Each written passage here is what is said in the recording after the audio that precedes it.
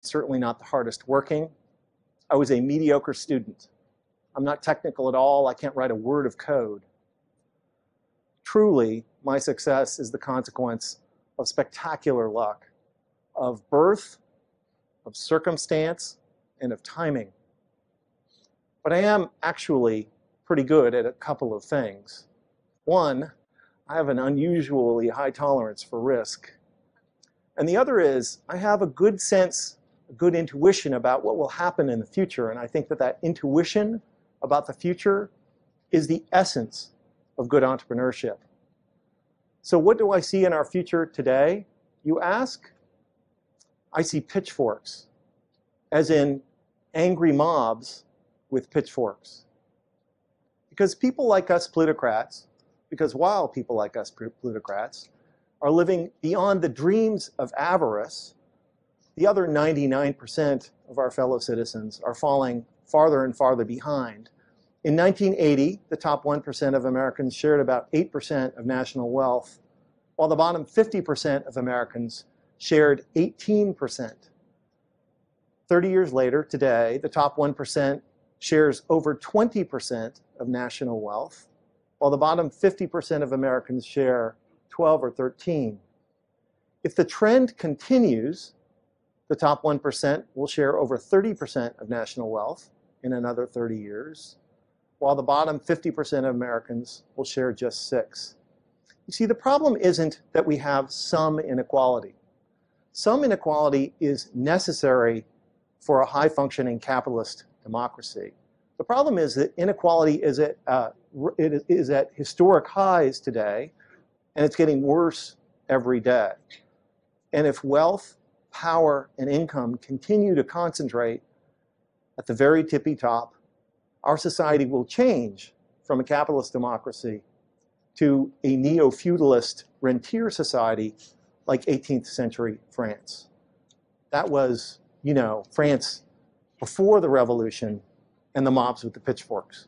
So I have a message for my fellow plutocrats and zillionaires, and for anyone who lives in a gated bubble world. Wake up. Wake up. It cannot last. Because if we do not do something to fix the glaring economic inequities in our society, the pitchforks will come for us. For no free and open society can long sustain this kind of rising economic inequality. It has never happened. There are no examples. You show me a highly unequal society and I will show you a police state or an uprising. The pitchforks will come for us if we do not address this. It's not a matter of if, it's when. And it will be terrible when they come for everyone, but particularly for people like us plutocrats. I know I must sound like some liberal do-gooder. I'm not. I'm not making a moral argument that economic inequality is wrong.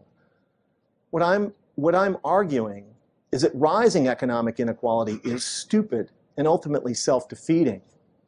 Rising inequality doesn't just increase our risks from pitchforks, but it's also terrible for business too.